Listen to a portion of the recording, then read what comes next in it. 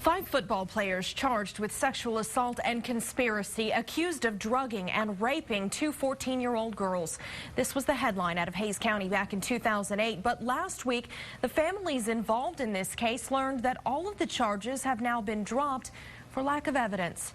Tonight, the parents are speaking out for the first time in interviews you'll see only on Austin News.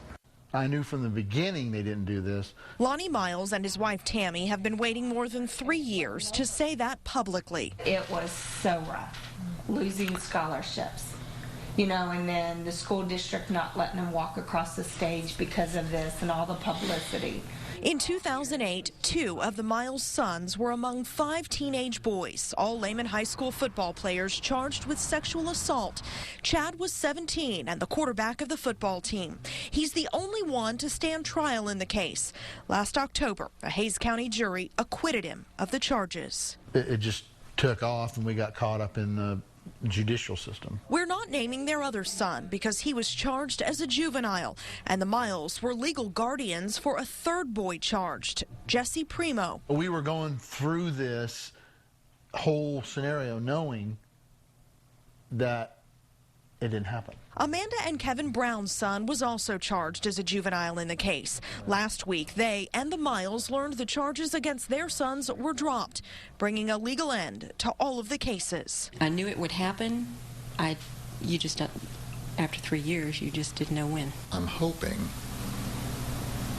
that instead of dwelling on it, this will be something that he can move on past, build on it, and then continue on. And become everything that we always hoped he would be. The Brown son graduated high school and is working full-time. Both of the Miles sons have gone on to college. They're so much closer to God.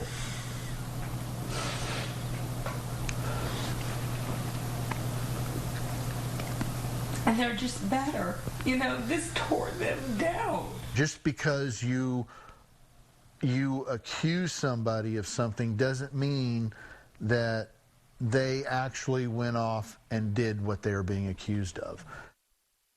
Now, one young man in this case pled guilty to a lesser charge. Ricardo Carrillo got 10 years probation and will register as a sex offender for life. The accusers in this case never recanted their charges, and they have always maintained that they were sexually assaulted. We reached out to those families through the prosecutor in this case, but were never contacted. District Attorney Sherry Tibby told us she would not comment because of the sensitive nature of the case and the fact there were juveniles involved.